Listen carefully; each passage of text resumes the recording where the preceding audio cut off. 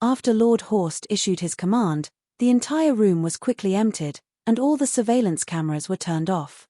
Mike and some of the students were huddled together in a corner, shaking and not daring to move.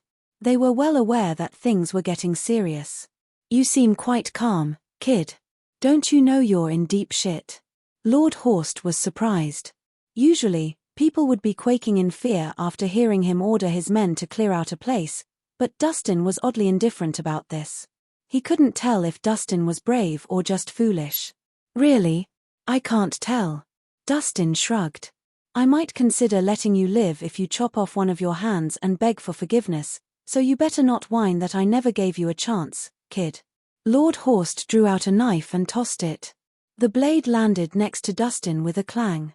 "I'm also giving you a chance to scram with your idiot of a brother before I beat you two up," Dustin replied calmly. The room fell silent instantly. Some of the students were wide-eyed as they questioned their ears.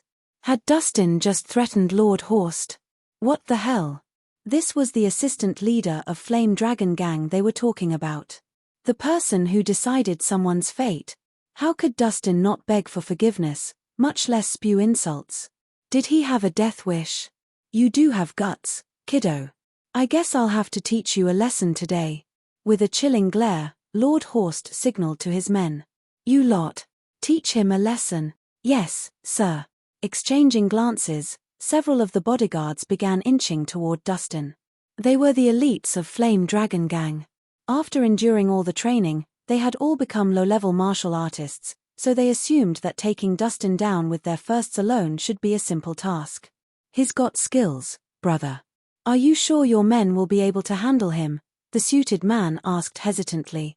He could still vividly remember what Dustin had done earlier. "So what if he's got skills?" Lord Horst humphed disdainfully. "My guards are elites that I handpicked. Getting rid of that punk will be a piece of cake. I didn't know they were so strong." "That's great." The other man let out a breath of relief. Flame Dragon Gang was one of the strongest gangs in South City.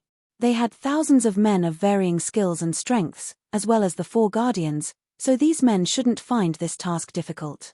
"Just watch. They'll defeat that brat in seconds," Lord Horst announced confidently.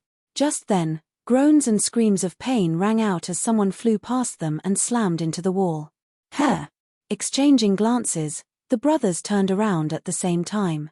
The bodyguard who had been closest to Dustin was now lying on the floor, unable to move. "What's going on?" Lord Horst was astonished. Before he could process everything, more miserable wails rang out as the bodyguards all went flying before ending up sprawled over the floor. Lord Horst and his brother were shocked. They never imagined that Dustin was strong enough to defeat the elites so easily. Damn. Those from Flame Dragon Gang couldn't even withstand his attacks. "That man's a beast." The students began whispering, astounded.